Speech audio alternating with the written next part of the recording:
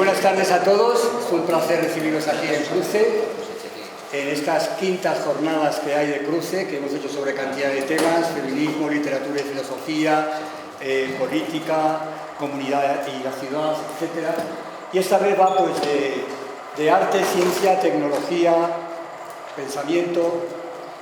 Es el segundo día de estas quintas jornadas. El primer día fue el sábado pasado, que fue sobre arte, bueno, por decirlo de una manera simple, arte y nuevas tecnologías, pero que se centró mucho en arte e inteligencia artificial, un poco pues en qué tesitura colocaba el arte la evolución de la inteligencia artificial. Y hoy el tema es pues nada más y nada menos que a los ponentes se les puso un poco los pelos de punta en tener 10 o 15 minutos para hablar sobre el espacio-tiempo. Pues fíjate.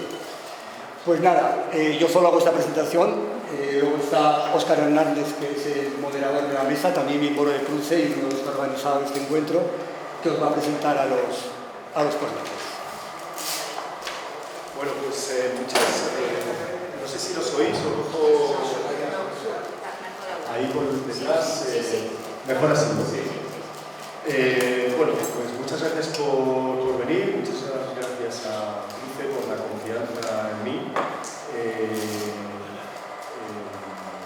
Bueno, primero presentar a los invitados, ¿no? Luego creo que, bueno, quizás mejor, antes de presentaros, hacer una introducción del contexto que hemos querido poner aquí.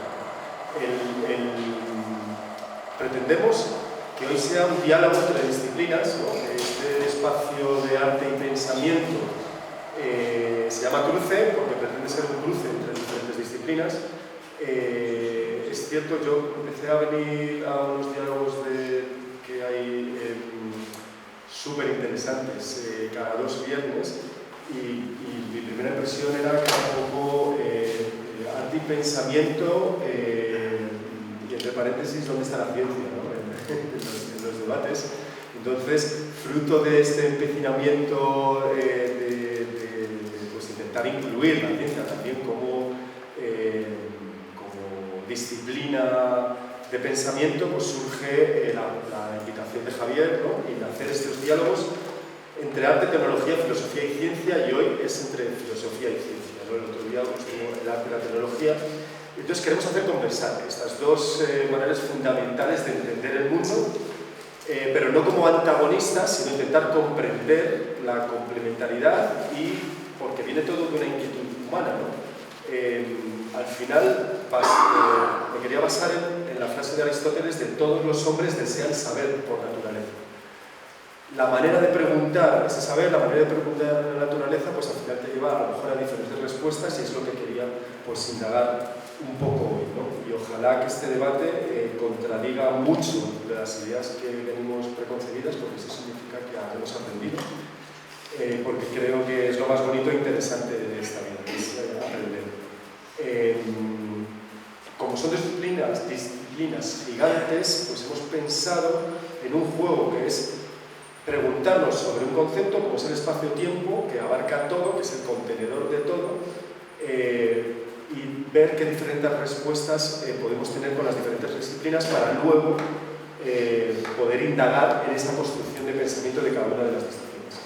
Entonces, para ello, tengo aquí a mi derecha a Ana Rioja Nieto, quien es profesora titular de filosofía, ha ejercido su actividad docente en la Facultad de Filosofía de la Universidad Complutense, es autora de numerosos libros y artículos y reflexiones muy próximo a la constitución de la ciencia moderna, ¿no?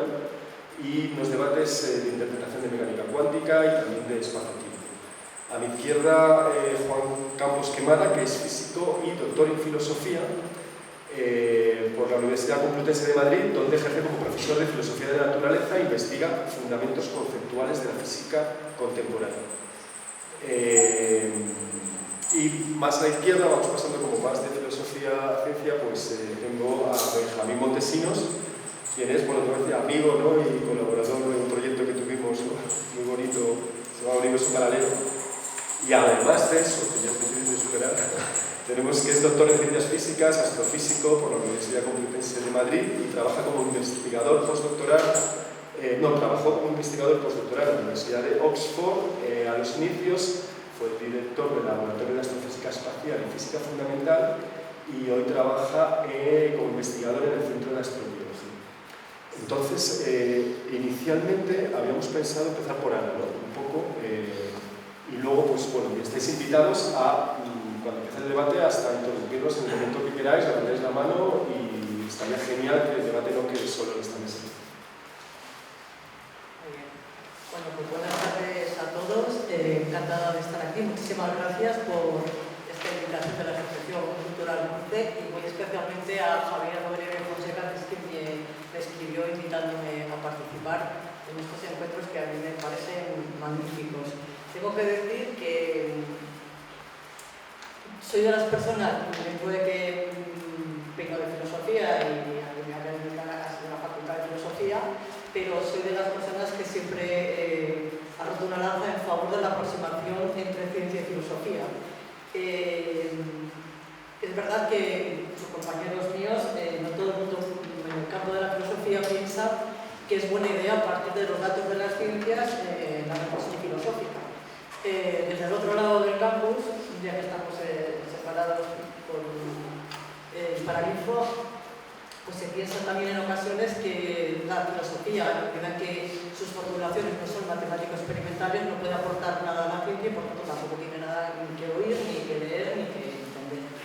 Creo que es un grave error, tanto de unos como de otros. Y también quiero decir que estos planteamientos que nos consideran muy alejados y que no tenemos nada que ver abiertamente de espaldas, son relativamente recientes. Incluso la palabra científico es de mediados del XIX, que anteriormente eran filósofos naturales. Y es el siglo, sobre todo XX, el que nos ha traído un gran divorcio entre ciencia y filosofía.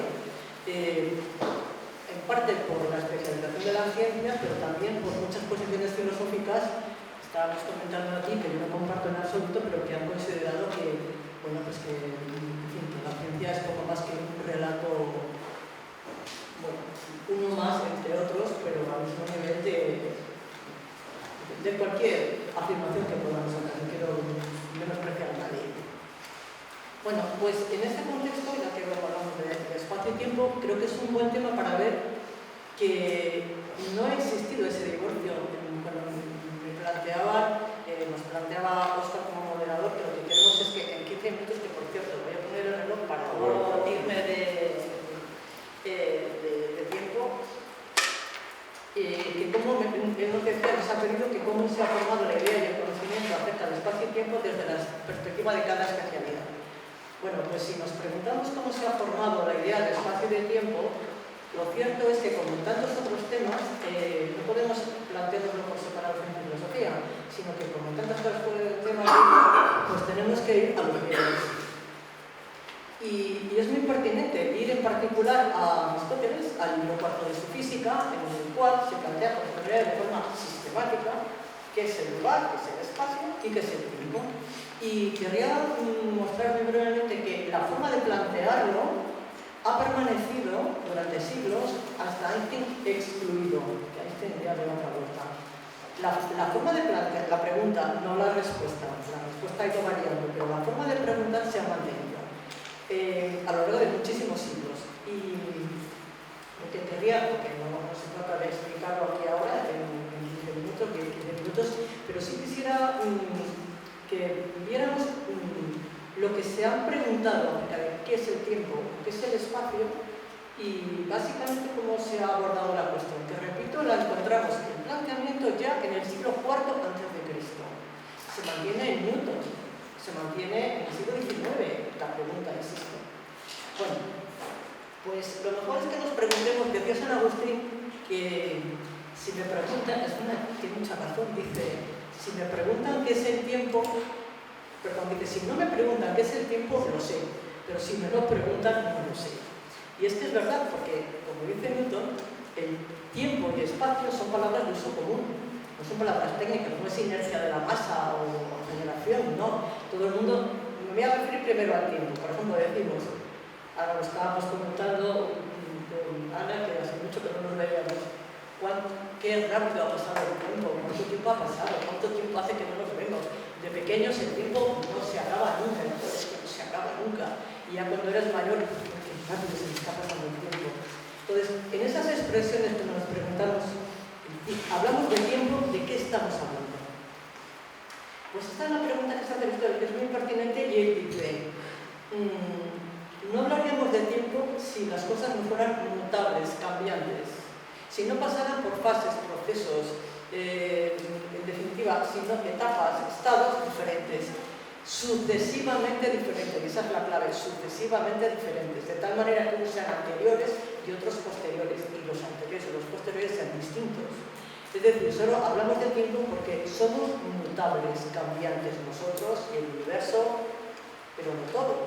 Por ejemplo, de lo que es atemporal no decimos, perdón, de lo que es inmutable no decimos que es temporal. Por ejemplo, la teología cristiana considera a Dios inmutable y por tanto atemporal, está fuera del tiempo. Pero los entes matemáticos o las propiedades de las figuras geométricas tampoco están sometidas al tiempo. Los teoremas geométricos son los que son, y a menos que se modifiquen los axiomas, claro, pero quiero decir que no evolucionan como seres vivos, son atemporales y ahí no hablaremos de tiempo. Entonces la pregunta que es pertinente es, ¿en qué relación está tiempo y cambio? Esta es la pregunta que nos plantea Aristóteles. Y la pregunta es muy pertinente porque hay dos respuestas posibles, que es la que recorre la historia del pensamiento hasta Einstein, que no lo incluyó. Una es decir, bueno, las cosas son mutables, cambiantes, tienen historia porque se dan sobre el telón de fondo del tiempo con mayúsculas por sí mismo. ¿Qué quiere eso decir? Que es una sucesión de instantes. Y el universo comenzó a existir en el tiempo, pero antes de la aparición del universo, por las razones que sean, en todo lo que es todo este periodo moderno, me refiero a la época ya de Newton y tal, es por creación divina, pero da igual. Antes de la aparición del universo, un tiempo anterior infinito, eterno, y el día que el universo material desaparezca, el tiempo seguirá pasando, porque el tiempo pasa, fluye, te viene, y las cosas pasan en el tiempo. Esto es lo que Newton llamó absoluto, ausente de relación. Y esto Aristóteles no lo llamó absoluto, pero dijo, eso no es el tiempo. Él nos dijo, no, el tiempo depende del cambio. En la medida en que las cosas son cambiantes, es decir, pasan sucesivamente por etapas distintas, a la relación de sucesión entre etapas distintas, procesos, fases, etc., a esa relación de sucesión llamamos tiempo. Son dos posiciones, porque en una el tiempo es independiente de la materia. El tiempo pasa aunque nada pasa en el tiempo. En el otro caso, sin materia, sin cuerpos, no hay tiempo. Y por tanto el tiempo comienza a existir con el universo.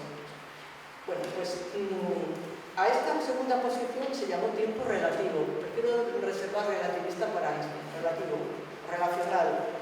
Y a la otra, al que piensa que el tiempo existe por sí mismo, Newton lo llamó absoluto. La pregunta, por tanto, que se formulaban los griegos es, ¿en qué relación están tiempo y cambio? Y aquí las respuestas, que me voy a entrar, solo menciono, pues el alarido, el gran defensor de que el tiempo pasa con independencia de lo que pasa en el tiempo fue Newton y los newtonianos. Por ejemplo, Leonard Euler tiene, el matemático suizo del siglo XVIII, tiene todos unos escritos defendiendo apasionadamente que si no hubiera un tiempo absoluto, las leyes de los movimientos no tendrían que haber empezado a hablar.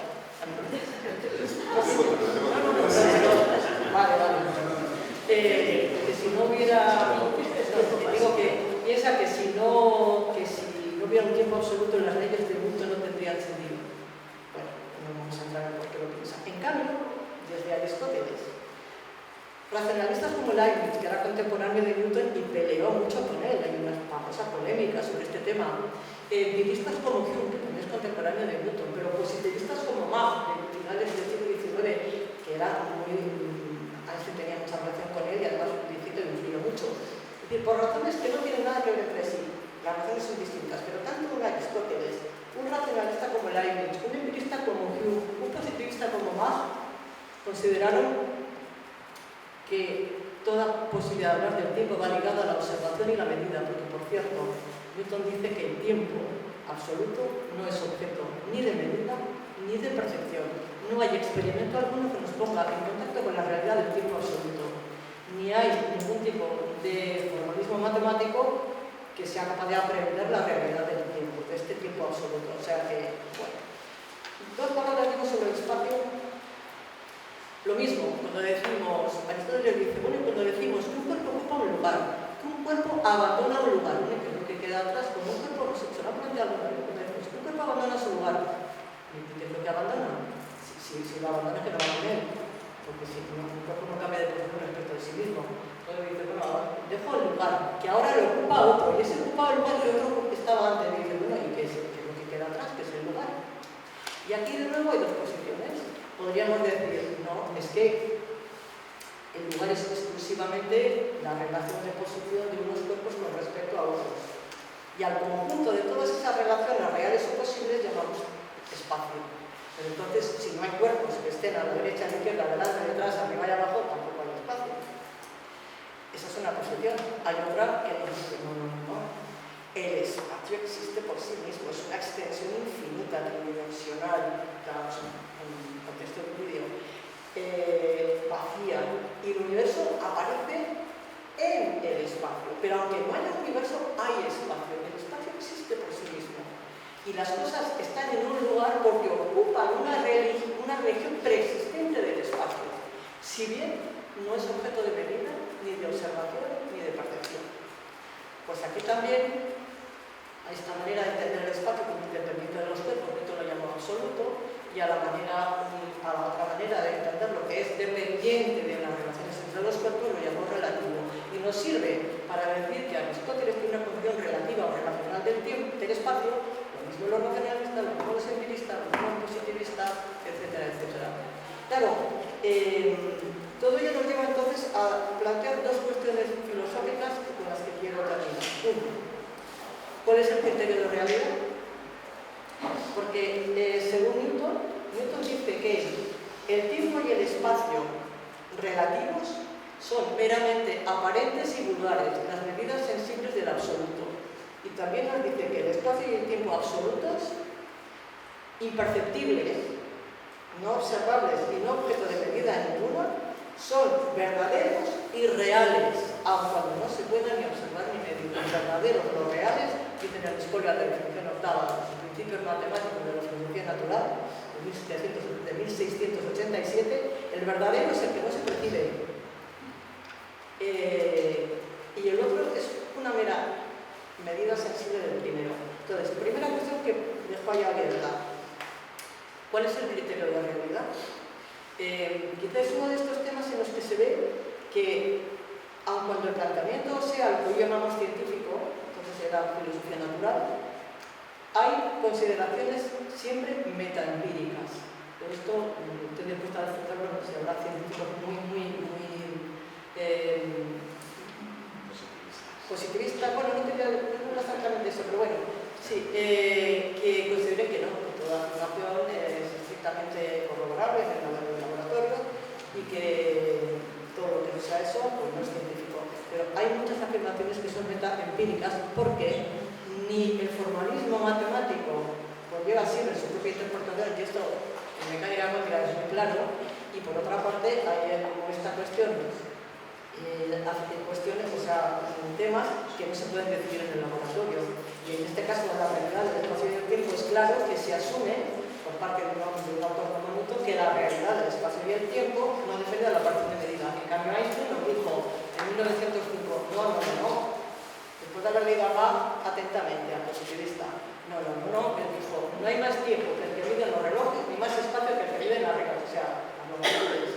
No hay más tiempo y más espacio que el que miden las reglas y los relojes. No, es una posición concreta, que por cierto, Einstein decía que procede de una tradición neocantiana, sin la cual no hubiera dicho lo que ha dicho, que esto lo dice Einstein.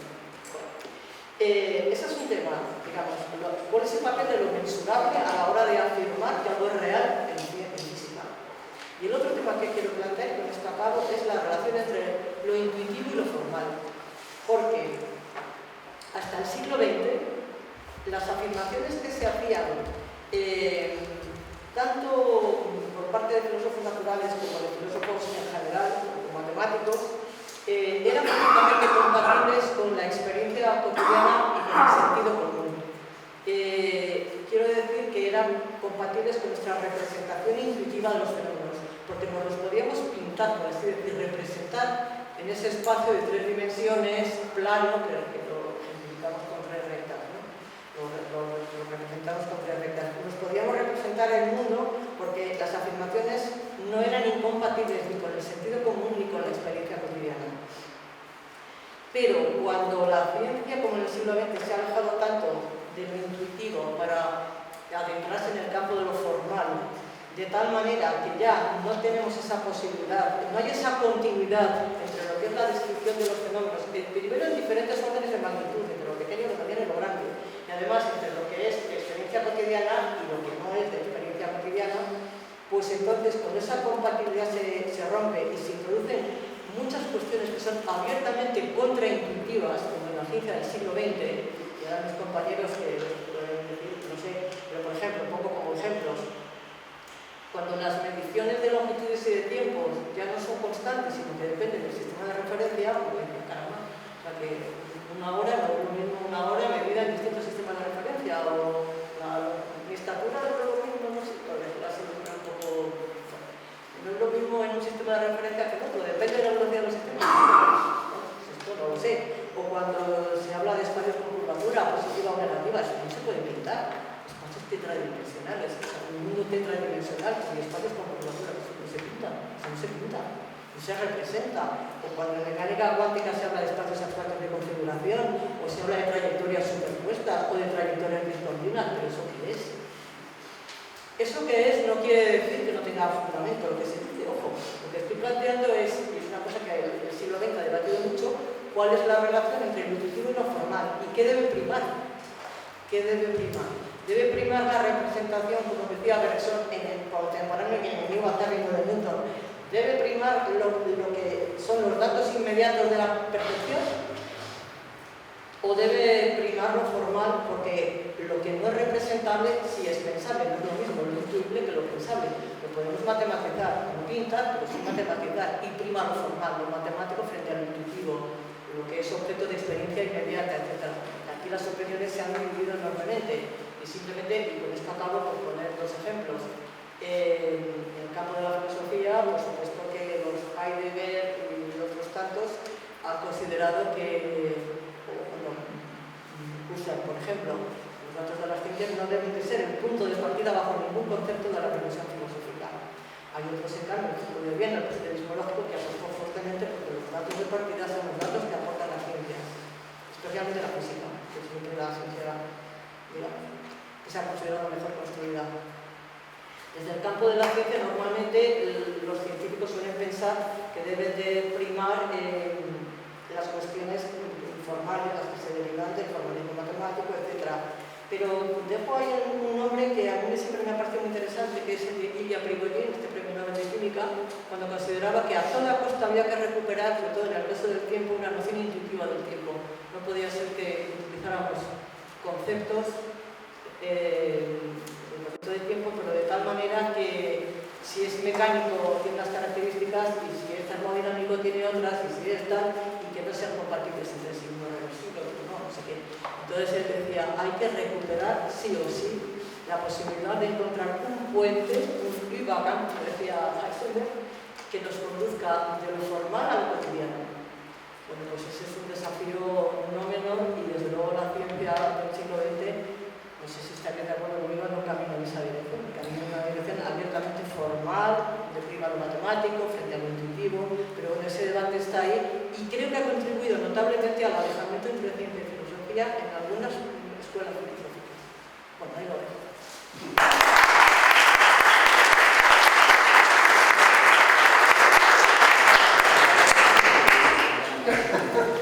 Claro, muchísimas gracias, Ana. Perfecto para iniciar el debate. Vamos a ver si A ver mis compañeros físicos que ¿qué pasa de tiempo? Bueno, pues muchas gracias, Ana, por esta introducción. Yo voy a hablar desde el punto de vista de la física. Yo soy astrofísico, no soy físico fundamental, pero bueno, aquí tiro de mi mochila de culturilla general de física. Y fíjate, me gustaría leer, para empezar, un párrafo de de un artículo de Andrés Rivadulla, a quien conocéis, un artículo que se llama La filosofía de la ciencia hoy, problemas y posiciones, que dice: contemplada desde una perspectiva filosófica, la ciencia sugiere un número considerable de interrogantes que no interesan primariamente al científico, porque no son preguntas propias de la ciencia real, a saber, la definición y clasificación de los conceptos científicos, el problema de los términos teóricos de la ciencia, la naturaleza de las teorías científicas, la estructura lógica, la evolución y el cambio de las teorías científicas. Esto no es algo que yo a diario, cuando me pongo a trabajar, pienso en ello, ¿no? Lo que pasa es que, claro, cuando uno quiere hacer la conexión entre ciencia y filosofía, obviamente tienes que plantear este tipo de cosas. Estos comentarios que has comentado, Ana, de lo que opinaba con palabras Newton acerca del espacio y del tiempo, o sea, me dan pie para hablar un poco, digamos, en oposición a esto. Luego hay una fórmula, una expresión matemática que es de las más conocidas, junto quizá con E igual a mc cuadrado, que es la ley de gravitación universal, donde hay una constante, el producto de dos masas y la distancia, ¿no? Entonces, para Newton, a la hora de formular esta ley, que explica por qué cae una manzana, por qué hay una piedra, por qué la luna orbita alrededor de la Tierra y los planetas orbitan alrededor del Sol, para él el espacio era un contenedor tridimensional absoluto y el tiempo transcurría de forma uniforme. Y tú resuelves las ecuaciones de movimiento y puedes calcular, pues, en el caso de un problema de dos cuerpos, con lápiz y papel, cuál va a ser la órbita de un cuerpo y otro en torno a su centro de masas, si das unas condiciones iniciales de posición y de velocidad, ¿no? En la fórmula de la gravitación universal está la R, que es la distancia que separa los dos objetos. Y ahora la pregunta que te puedes hacer es: ¿cómo sabe la Luna que la Tierra está aquí y que la está atrayendo? Eso... Entonces, a Newton esto de la cierta distancia tampoco es que le gustara mucho, ¿no? Y había coetáneos suyos, como por ejemplo Leibniz, que criticaba también este concepto como algo, entre comillas, mágico o oculto, ¿no? Hasta que en el siglo XIX Maxwell, que fue uno de los padres del electromagnetismo, el padre realmente, pues digamos que impulsó la teoría de campos, ¿no? Que tampoco es que explica demasiado de por sí, ¿no? Pero el hecho de que haya una masa o una carga eléctrica perturba de alguna forma ese contenedor tridimensional de espacio, ¿no?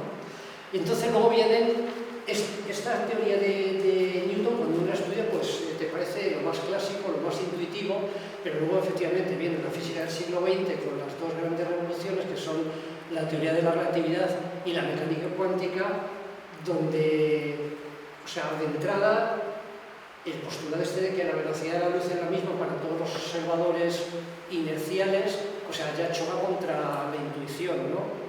O sea, en la mecánica clásica, si tú tienes dos coches que se mueven uno contra otro con velocidades de 100 km por hora, la suma de velocidades es 200 km por hora. En relatividad no puedes hacer ese tipo de sumas, ¿no? Entonces, como bien ha dicho Ana, las medidas del tiempo y de las longitudes dependen de los sistemas de referencia. La noción de simultaneidad depende del sistema de referencia en el que estás. Y esto es, en 1905, la relatividad restringida, porque luego en la relatividad, digamos, general, que es la teoría que denuncia en 1915, digamos que la gravedad se presenta como geometría. O sea, claro, eso evita el hecho de tener que acudir a una acción a distancia, y entonces es la presencia de masa y energía la que de alguna forma deforma el espacio y el tiempo, y los planetas, por ejemplo, se mueven a través de lo que le dice, en el caso de nuestro sistema solar, el Sol, ¿no? Entonces, claro, una pregunta que yo me había hecho cuando estudié relatividad es: ¿y cómo curva la materia al espacio? O sea, ¿qué propiedades tiene la materia para que si tú tomas el espacio como una especie de tejido, entonces cuando vas a museos de la ciencia siempre te ponen esa malla y te ponen una bola, y claro, la bola se deforma porque está la gravedad, o sea, es un símil que está muy bien para decir que, bueno, pues que el espacio, cuando hay una masa, deja de ser euclídeo, que cuando trazas un triángulo, pues por ejemplo con un rayo láser y mides los ángulos, la suma de los ángulos deja de ser 180 grados, pero cuando entras un poquito a escarbar en la teoría de la relatividad y ves la ecuación de Einstein, lo que te dice esa ecuación es que la materia no empuja al espacio desde fuera, sino que la materia y la geometría forman parte de la misma descripción. Entonces, claro, aquí, como entran conceptos que son totalmente contraintuitivos, es donde quizá cuando intentamos entenderlo desde el punto de vista de nuestra intuición clásica, nos perdemos, esa es mi impresión, no sé, desde el punto de vista de la filosofía, es que nos perdemos en la semántica. Yo hay veces que me pierdo porque veo una falta de definición en algunos términos. Y entonces ahí me resulta a veces un poco enmarañado entender qué es lo que algunos escritos filosóficos quieren decir, ¿no? Entonces, claro, luego viene la otra teoría, ¿no? Que es la teoría de la mecánica cuántica, donde ya las cosas son todavía más contraintuitivas, ¿no? El hecho de que los paquetes de energía estén cuantizados, o sea, que haya una mínima cantidad por cada frecuencia de luz que tú puedas transportar. Y entonces, aunque cuando ya entras a otras teorías, de las que ahora hablaré un poquito, que son las teorías de la gravedad cuántica, que es donde intentan llevarse bien la relatividad y la mecánica cuántica en entornos pues extremos, como pueden ser, por ejemplo, el Big Bang y los agujeros negros. En mecánica cuántica, en general, el tiempo actúa como un parámetro externo, o sea, está en la ecuación de ondas como una derivada de una función con respecto al tiempo, y entonces uno puede integrar esa ecuación de ondas y sacar cómo es el comportamiento de un sistema con el tiempo, ¿no?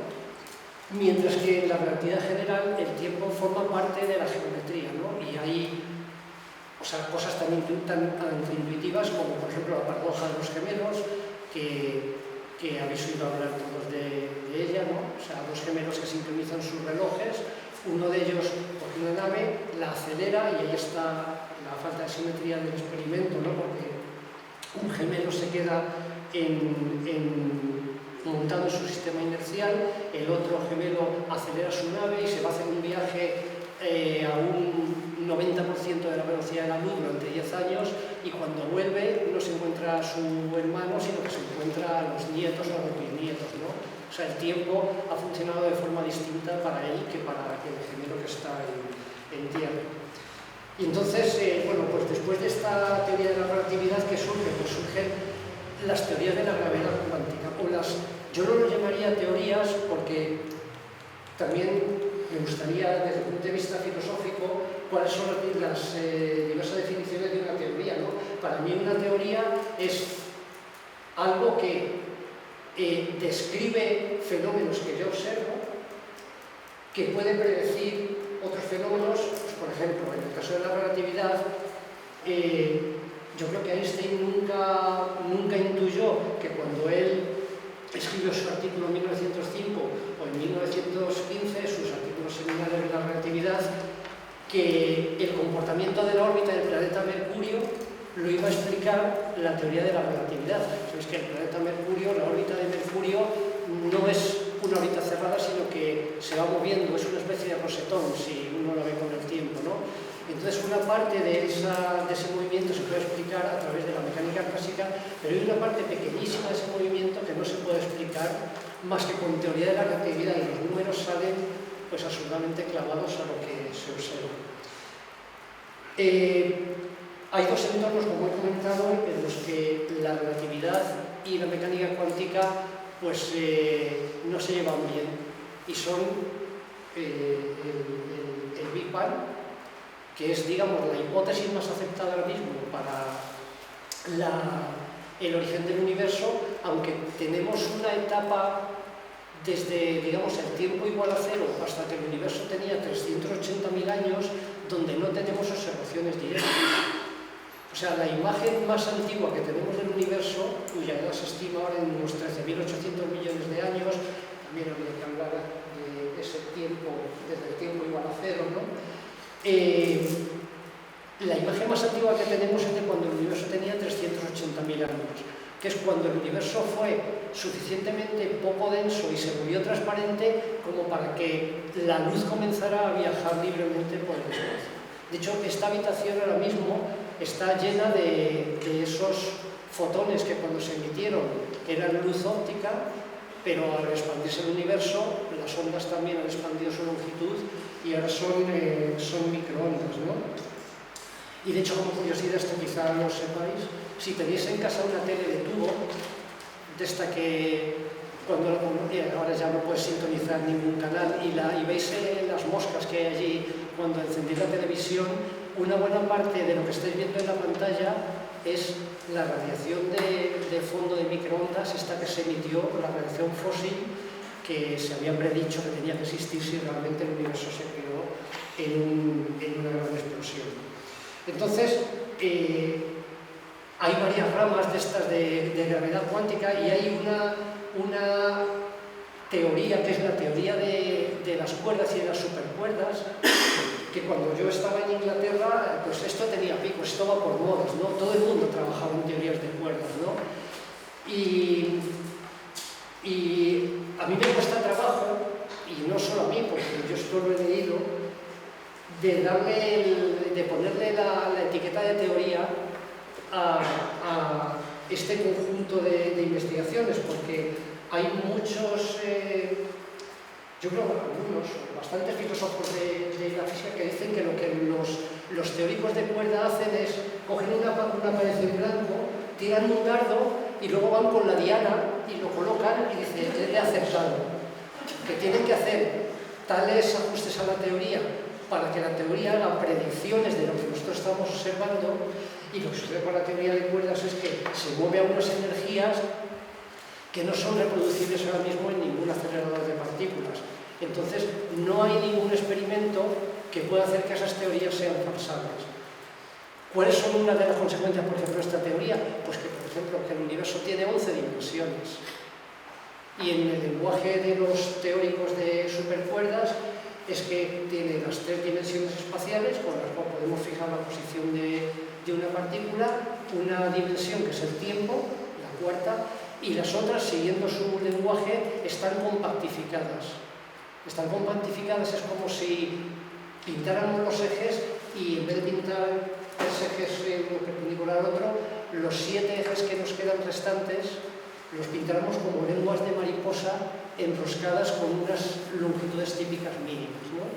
Entonces, ahora mismo hay muchas teorías, muchas hipótesis en curso para intentar hacer confluir la relatividad y la mecánica cuántica en estos entornos, pero para mi conocimiento todavía ese tema está pendiente.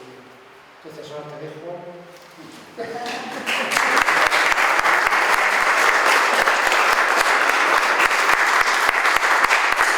Bueno, muchas gracias a la organización. Estoy encantado de compartir esto con vosotros, con amigos, porque resulta que aquí hay un triángulo, ¿verdad?, un poco raro, porque claro, yo a Benjamín lo conozco por astrofísico y a Ana Rioja, pues yo diría casi que es mi mentora, aunque ya no lo diga, casi mi mentora en filosofía, así que hay un filósofo de la física, digamos, aquí en la mesa. Iba a contar otra cosa, pero creo que es mejor este diálogo así entre amigos, ¿vale? Que simplemente entre amigos, y entonces voy a explicaros cuál ha sido mi experiencia vital al respecto. Yo estudié 10 años física, hice la carrera, hice astrofísica y en un momento pues que había demasiados modelos en el ordenador y que todo era demasiado útil, ¿verdad? Y en filosofía, Aristóteles también, ya que ha escrito aquí, ¿verdad?, el anthropos, los seres humanos quieren pensar, ¿verdad? Pues en filosofía empezamos por justamente acabar con lo útil, no queremos saber nada de lo útil, ¿verdad? Las cosas hay que intentar comprenderlas por lo que son, porque cuando se comprenden por otra cosa, ¿verdad? Lo que decía Aristóteles es que no se pone el foco donde hay que ponerlo, hay otro interés. Entonces, resulta que yo me di cuenta de que yo lo que quería efectivamente era comprender el mundo, por supuesto, cómo funcionaban estas teorías, y eso no salía en las clases, nada más que había cálculos y cálculos, ¿verdad? Y entonces nos preguntamos qué es la fuerza, qué es el espacio, qué es el tiempo, qué es la materia, este tipo de cosas. Bueno, en una experiencia que tuve en una escuela de filosofía de la ciencia, la Bertrand Russell, en la Universidad de Santander, allí conocí a Jesús Mosterín, etc. Por ahí pasó Ana Rioja, y en aquella época me cayó un libro, puedo hacer propaganda de tu libro, que es fantástico para introducirte esto, no, bueno, son 3, ¿verdad? Las teorías del universo. Me quedé fascinado porque ahí hablaban de lo que a mí me interesaba. O sea, el que esté interesado en la parte matemática tiene la parte, como lo explican los físicos, la parte experimental, etcétera, que es muy necesario, obviamente, partimos de eso, ¿verdad? Pero en este libro de Ana descubrí que esta gente hablaba un poco de lo que a mí realmente me interesaba. No solamente de calcular, sino de cómo funciona la estructura matemática dentro de una teoría, de cuáles son esos presupuestos que las teorías llevan encima, ese tipo de cosas, ¿no? Así que, pues nada, empecé mi carrera, digamos, filosófica, dejé mi carrera astrofísica y mi carrera filosófica, pero realmente no he dejado ninguna de las dos, y voy a explicar por qué. Cuando hay un filósofo en la mesa tiene que posicionarse, ¿vale? Voy a saber por qué, es lo que ha empezado Ana a decir, ¿no? Improvisando, ¿vale? Ana a lo mejor no acepta todo, es normal, los filósofos no están nunca de acuerdo con otros, eso es normal, ni en la historia ni en directo, ¿vale? Además tengo 2 ejemplos, Andrés Rivadoya, que tiene varios libros de filosofía de la física, probablemente tiene que ver poco con lo que nosotros hacemos, que es filosofía también de la física, o sea que este es el día de la filosofía. Y esto ocurre porque el bachillerato no se suele explicar realmente qué es filosofía, este es el asunto, porque la filosofía realmente no es una disciplina, aunque esto es muy debatible.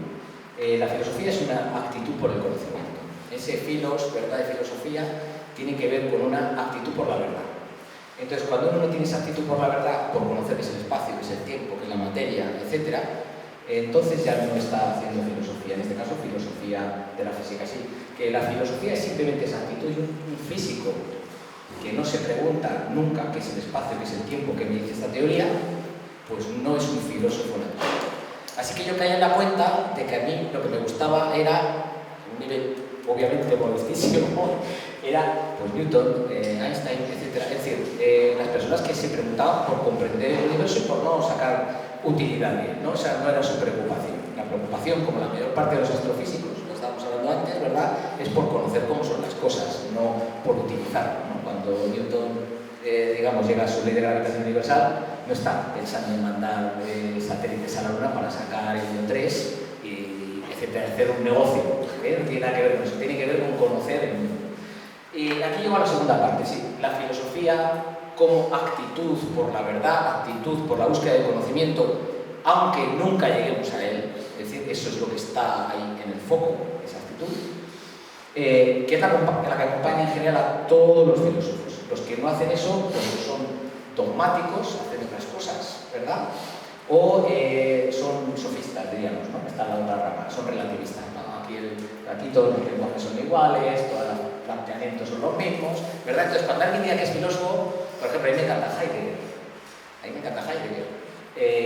Para la filosofía, por ejemplo, de la tecnología es muy interesante Heidegger, mucho más que los filósofos, ¿verdad?, que tratan de la filosofía. Entonces, como venía de la física, yo no me comprometía con nada y me di cuenta que un poco yo no sabía exactamente qué era la filosofía, pero que la filosofía hablaba de lo que a mí me interesaba, es decir, que la filosofía tenía esa actitud por la verdad. Acabada, digamos, este preámbulo, en la filosofía que nos interesa sería la filosofía de la ciencia, pero nosotros somos filósofos de la naturaleza. No, para que luego lo desarrolles, luego define qué es la verdad. Bueno, claro. Sí, claro, la verdad es un problema filosófico. Fijaos, en esto me interesa mucho deciros una cosa. Cuando la pregunta ¿qué es X, Y, este que decía Aristóteles? ¿Qué es tal cosa? ¿Qué es la verdad? Eso es una pregunta de filosofía. ¿Qué es el espacio? ¿Qué es el tiempo? Esa pregunta no es una pregunta de ciencia. Otra cosa es que los filósofos, como digo, no son una disciplina, toman lo que dice la disciplina e intentan ponerle un farolillo para ver exactamente qué es lo que hay ahí, ¿no? Entonces, el concepto de verdad se ha mudado, ¿vale? El concepto de verdad ha mudado desde la correspondencia a la coherencia, ya vamos a hablar un poquito de Kant, ¿verdad? Ha mudado. Entonces, cuando habla de la verdad el físico, a saber qué entiende por la verdad, este físico. Entonces, Ana hace un momento ha dicho kantiano, Einstein, muy kantiano. ¿Qué es eso de ser muy kantiano? Lo decía ella. Bueno, neokantiano. Bueno, pero bueno, cuando tú lo citabas ahora... Pero sí sé por qué. Claro, por supuesto. Hay que saber efectivamente con la teoría del espacio y del tiempo dentro de la filosofía de Kant. Bien, lo que digo también me gustaría hacer una distinción importante. El texto que has leído de nuestro compañero Andrés Rivadulla, Andrés Rivadulla es dentro de la escuela un instrumentalista. Estaría muy cerca del postulado de los científicos que creen que efectivamente la realidad en sí no la vamos a conocer de ninguna forma. Yo no estaría ahí. Es decir, yo estaría dentro de lo que entiende el común de los mortales como realista. Es decir, el instrumentalista lo que dice es que las teorías son instrumentos y que se utilizan para calcular y que si se convierte en un pragmatista es que si no funcionan seguimos con ellas y si no las dejamos. Es una corriente filosófica. Entonces está muy bien elegido el texto porque es un texto de metodología de la ciencia. Ese texto es de metodología de la ciencia. Y nosotros lo que hacemos es metafísica, ontología. Mejor dicho, pues eres muy enfadado con Ana. Ontología. Ontología significa, bueno, esta pregunta por qué es el espacio, qué es el tiempo, esas son nuestras preguntas, ¿no? ¿Qué es el espacio, qué es el tiempo, qué es la materia? Que son las que nos han interesado. Y entonces, la física nos da una información, nosotros tomamos esa información, tomamos esa teoría y decimos cuáles son los presupuestos absolutos, cuáles son los presupuestos que están debajo de esta teoría. Los presupuestos son de muchos tipos. Habéis hablado, y yo por eso quizás esta flexibilidad, me perdonáis la improvisación, ¿no? Cuando hablamos de una teoría, de la estructura matemática de la teoría, las matemáticas de la teoría no fijan cómo se ve. No lo fijan, ¿vale? Digamos que lo pueden restringir, pero no lo fijan. Hay que comprometerse con algo porque si no, no está hablando de matemáticas, no está hablando de física. Bueno, entonces, las teorías, digamos que nos presentan un marco matemático, y ese marco matemático hay que relacionarlo con el mundo. Y esa relación con el mundo se hace a través de ciertas presuposiciones, ¿verdad? Y de ciertos compromisos. Y hay ciertos compromisos que son compromisos ontológicos, decimos nosotros, o, en general, la relación metafísica-ontología es muy complicada, ¿vale? Se utiliza por los políticos continuamente, metafísicamente imposible, cosas del estilo, no saben lo que están diciendo, y la mayor parte de los filósofos tampoco, por cierto. Pero bueno, porque están con su metafísica particular, ¿vale? Bien, ¿con qué nos comprometemos? Al lado espacio absoluto, tiempo absoluto, es decir, Newton se compromete con un espacio absoluto, con un tiempo absoluto, que tiene una ligación con las matemáticas. Ese espacio absoluto y tiempo absoluto, geometría, se dice que es una geometría euclidia, que tiene una métrica, es decir, que medimos con el teorema de Pitágoras, y además le llamamos geometría afín. Es verdad que se fija también un orden, se fija una dirección, se fijan un montón de cosas, ¿vale? Esas distintas geometrías. Esa es la tesis de Carnot, que era filósofo y físico a la vez. Carnot, su tesis es sobre el concepto de espacio, ¿no? Y ese concepto de espacio es espacio matemático, ¿no? Habéis hablado aquí, espacio físico, ¿verdad? Y otro tipo de espacio.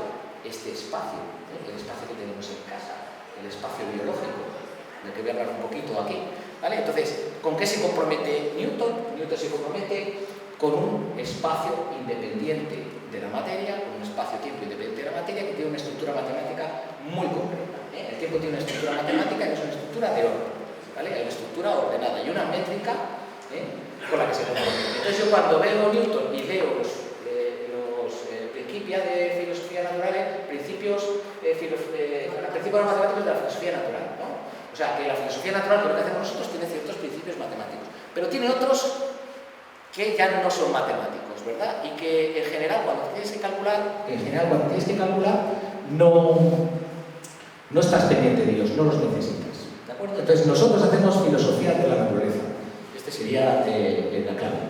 Cuando saltamos a la relatividad, pues existe otro tipo de compromisos, ¿no? Cuando nos mencionamos la paradoja de los gemelos, ¿verdad? La paradoja de los gemelos, lo que ocurre es que las reglas de medir son reglas de espacio y tiempo, y esas reglas de medir son distintas a las del mundo de Newton, son distintas, ¿verdad? Es el espacio-tiempo, tiene una métrica, se dice métrica, la regla de medir, que ya no es euclidia, sino que es la regla de Minkowski.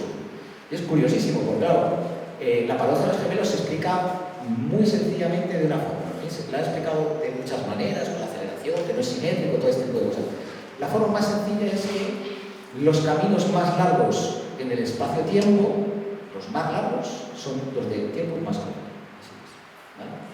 Es decir, simplemente si el universo es así, cuando te planteaba la relación materia-universo, si el universo es un universo de la relatividad especial, nuestras reglas ya no son las reglas de Euclides, sino que la relación espacio-tiempo hay que medirlo con un teorema muy parecido al de Pitágoras, que lleva un signo menos.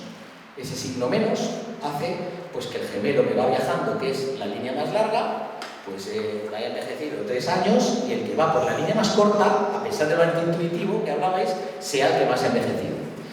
Y esto me vale para conectar dos cosas. Una cosa es el formalismo matemático y estos compromisos que lo que me hacen es interpretar la teoría. Aquí está la interpretación. La interpretación de una teoría es añadir a todo este formalismo y esta predicción, es decir, y esta eficacia que tiene la teoría, de una conexión para que podamos comprender. Entonces, bueno, pues si somos de la relatividad especial, el espacio-tiempo pues no es euclidio, no es plano, es un espacio de Minkowski, es un espacio plano, pero nuestras reglas son unas reglas un poquito distintas. Si pasamos a la relatividad general, lo que ocurre es que nuestras reglas son muy raras, ¿verdad? Porque el espacio-tiempo de la relatividad general es elástico como si fuera una goma. Y efectivamente tenemos que calcular en ese espacio-tiempo que es mucho más complicada la regla, y que se lo digan los que tienen que estudiar relatividad general, porque la geometría diferencial es muy difícil, ¿no? Muy farragosa, es bellísima, pero muy difícil. A mí lo que me interesa destacar es esto, la conexión entre la estructura matemática, la eficacia de esa estructura matemática para darnos una predicción, perfecto, con eso puedo hacer microondas, lo que me dé la gana, pero otra cosa es comprender el mundo. Y en esta parte de comprender el mundo, filosofía y ciencia están anudadas en la filosofía de la naturaleza.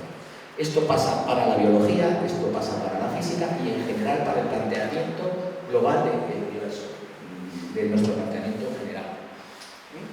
Y ahora vamos a la parte cuántica, ¿vale? Porque la parte cuántica es muy interesante. A pesar de que ponme el reloj aquí, ya se lo veo directamente, voy por libre, a pesar de que...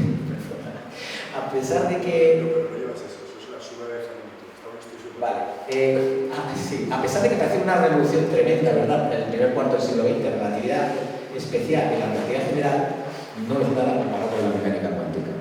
No es nada, es muy clásico. De hecho, son teorías clásicas. La teoría de Einstein es una teoría clásica. Las dos teorías, ¿verdad? Son teorías clásicas. Sí. Es que es así, pero la relatividad especial y general, la relatividad general, vamos a decir ya, porque la especial, digamos, sería un caso particular, local, etc. La relatividad general, la teoría de Newton, son todo teorías clásicas. Hay que diferenciar teorías cuánticas y teorías clásicas. Y aquí el problema es mucho más gordo. Yo veo muy clara la relatividad general, interpretada de forma geométrica, como os estoy diciendo, el espacio-tiempo, efectivamente, como decía Benjamín, el espacio-tiempo, la gravitación, lo que tenemos por gravitación, ha desaparecido en función de la estructura espacio-temporal. La gravitación no existe. Alguien en caída libre, el concepto de fuerza está fuera, eso está fuera, ¿vale? Esto, pero es muy clásico, a pesar de que nuestras reglas de medir puedan cambiar, ¿verdad? Todo esto es muy clásico. De repente llega la mecánica cuántica, y lo voy a intentar explicar en 3 minutos con 2 palabras. Llega con un algoritmo como el que hace uno para una tortilla de patata. Primero frío las patatas, ¿verdad? Bato los huevos, frío las patatas y la cebolla, que queden cuajaditas, pongo todo eso, el huevo batido, ¿verdad? Pongo la sartén a buena temperatura y me hago una tortilla. Si cambio el orden, no me sale una tortilla de patatas, ¿no? Bueno, pues quedaros con esto porque de ahí parte las relaciones de indeterminación, en que ciertas operaciones, ciertas propiedades, no da lo mismo el orden con que se dé, ¿no? Bien, bueno, pues la mecánica cuántica tiene esto. La mecánica cuántica es simple y llanamente un algoritmo matemático. Es una receta como las recetas de la tortilla de patata. Pero claro, las recetas necesitan tortilla y patatas. Es decir, ¿qué es lo que hay ahí? Tortilla y patatas. ¿Qué es lo que hay? ¿Qué es lo que hay en la mecánica cuántica? Hay, bueno, digamos, electrones, protones, etcétera, hablamos de estas cosas, pero realmente lo que ocurre es lo siguiente: tenemos una estructura matemática con la que podemos calcular la probabilidad, es el concepto escogido. la probabilidad que al medir yo algo me salga una patata o me salga un huevo batido, ¿vale? Para que se os quede esto, ¿no? Es cómo funciona. Con esto, ¿a qué voy? Voy a lo siguiente. Voy a que yo tengo un algoritmo que me sirve para calcular ciertas propiedades en ciertos experimentos. Tengo una teoría, era tu pregunta, a mi entender, ¿no? Para que sea una teoría física, para que yo pueda comprender, tengo que interpretar esa teoría. Y ahí es donde está lo que llamamos en filosofía el juego de las interpretaciones. Hay distintas formas de ese formalismo matemático darle comprensión. Hay distintas maneras. Una más a Lacan, una más en sentido kantiano o neokantiano, y otras más a la incluso aristotélica, hay otras más, incluso hay distintas maneras de verlo, más a la newtoniana, etc. Lo importante, o lo que me gustaría que os llevara es un poco es que ese algoritmo funciona tan bien, que incluso yo me comprometo aquí a decir que la relatividad general está mal, que falla en algún momento, ¿vale? Falla en los agujeros negros y falla efectivamente en la teoría del Big Bang, ¿no? En la teoría de la cosmológica más actualizada. ¿Por qué? Porque claro, aquí el asunto es la relación que existe entre la materia, lo he dicho antes, entre la materia, el espacio y el tiempo. Esta es la cuestión. Y cuando haces la pregunta ¿qué es el espacio, el tiempo y la materia? Si tuviéramos una definición, no habría problema. El problema es el siguiente. El problema es que cuando hacemos esa pregunta, estamos acostumbrados a contestarla de esta manera. ¿Qué es una tortilla de patata? Bueno, huevos, patata, batido, etc. Un proceso que tiene cierto material. ¿Qué es el espacio y el tiempo? Es que a lo mejor el espacio y el tiempo es algo primario, no se puede descomponer en otras cosas. ¿Qué es lo descomponible? El universo tiene tres tipos de naturaleza. Esta es la discusión en filosofía de la física. Todo emerge, digamos, de una idea puramente geométrica, espacio, tiempo, etc. O el tiempo es fundamental, el espacio y el tiempo son fundamentales, o es fundamental la materia.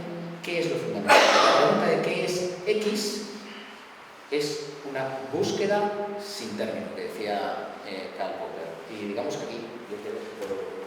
Quizás Juan, me disculpo porque tengo algo a las 9 de la noche, que si vais a salir, no es que no os quiera, es que tengo otra cosa nueva.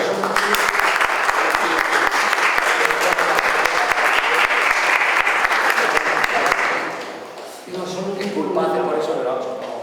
O sea, cuando has comentado esto de que es una afirmación fuerte, esto de que la mecánica cuántica no es una teoría, sino que hay que interpretarla, y que luego no es algo que se me queda un poco en el tintero acerca de las teorías estas de gravedad cuántica, ¿no? Que dice, bueno, pues si tienes el cuanto de energía y tal, ¿por qué no hay un cuanto de espacio, un cuanto de tiempo, ¿no? Y que realmente lo que vemos, o sea, a gran escala, sean, o sea, propiedades emergentes, ¿no?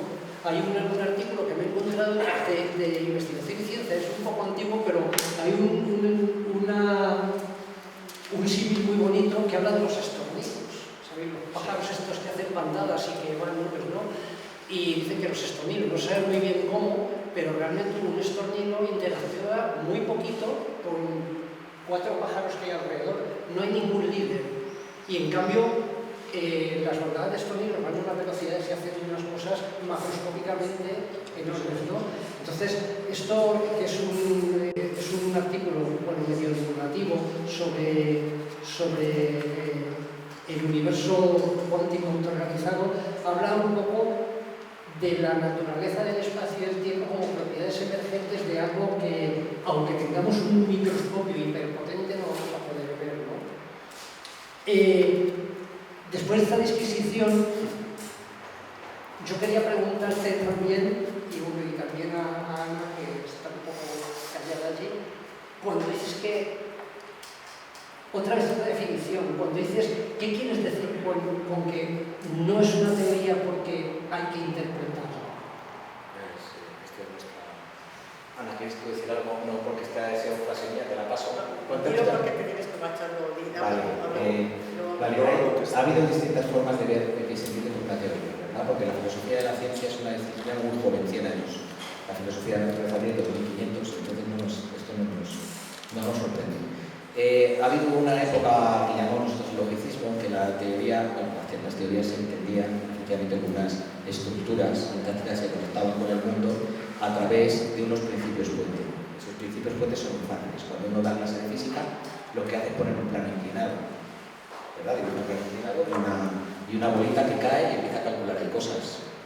Eso es un modelo. El modelo lo que haría sería esa conexión entre, ¿no? Esa es la primera concepción dentro del Círculo de Viena o del positivismo de que es una teoría. Pero eso es insuficiente porque hay muchas cosas que los físicos y los científicos en general llaman teorías que no tienen, digamos, esa estructura. Además, esa estructura depende del lenguaje matemático, entonces eso no puede ser, no puede depender del lenguaje. Entonces, la siguiente corriente decía que una teoría es un conjunto de modelos que comparte algo, ¿verdad? Un conjunto de modelos. La teoría sería ese conjunto de modelos, todos esos modelos que estamos hablando, y efectivamente hay marcos muy generales, ¿no? Una teoría.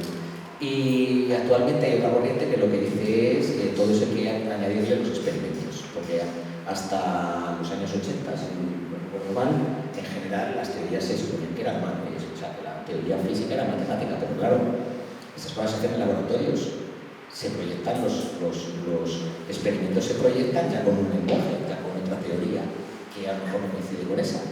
Y entonces, en este caso, la praxis cuenta. Entonces, si me preguntas a mí qué es una teoría, la verdad es que yo te pasaría Andrés Rivadulla, que tiene una forma de contarlo, ¿verdad? Pero lo importante quizás es qué está detrás de esa posición de qué es una teoría. Si hay un objetivo detrás. Es decir, si yo realmente no quiero utilizar esto simplemente para calcular, etcétera, y me quedo muy tranquilo, o si quiero pensar en el mundo, si quiero pensar en cómo es el mundo. Y entonces, a partir de ahí, a mi compañero Rivadulla, yo le digo, ya, pero ¿con qué te comprometes tú en la teoría? Existe el espacio de esta forma, el tiempo de esta forma, un campo eléctrico, un campo magnético, ¿no? El electromagnetismo se puede formular de otra forma, se puede formular con el potencial vector, etcétera, etcétera. Las matemáticas pueden tener otra estructura. La mecánica cuántica, en la situación estándar, tiene una formulación, pero hay formulaciones equivalentes. La mecánica gaussiana es una formulación equivalente, la lineal de Mini-Weber es decir, tiene los mismos resultados experimentales. La lineal de Mini-Weber no, y ahí había un experimento. Pero hay distintas estructuras que nos pueden dar el mismo resultado empírico, ¿no? Y entonces, por lo tanto, para mí la teoría no es simplemente un algoritmo que da un resultado, es un poco lo que he dicho antes, sino un algoritmo que da un resultado y que me dice que hay un mundo. Si no me dice que hay en el mundo con que se compromete, yo no considero, y ya sé que he sido provocador, una teoría, ¿vale? Entonces, en el caso de la mecánica cuántica hay una interpretación, que es la interpretación de Copenhague, y que a algunos les gusta más, a los que somos realistas nos gusta menos, a los que son antirrealistas les gusta mucho, y bueno, estos son los puntos de vista.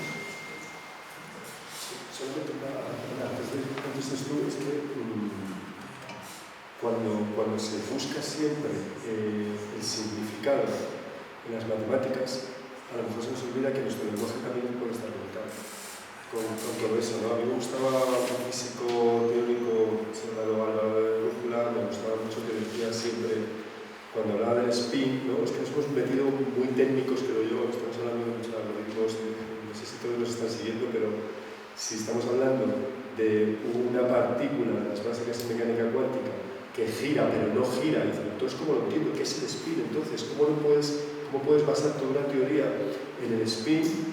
Porque es fundamental y sin embargo no sabes ni si gira realmente porque tiene una geometría que no puede girar, porque es una onda, pero gira tal, y él me decía, eso es una limitación del lenguaje. No estoy de acuerdo con él. Como me han advertido que digamos, el paso de la ciencia aquí no puede ser de ciencia. Claro, pues estamos haciendo. Entonces, no, pensemos en el tema de la teoría y todo esto. A ver, lo que sí, sepamos mucha poca física, lo que tenemos claro es que para ir a una facultad de física hay que saber matemáticas, ¿no?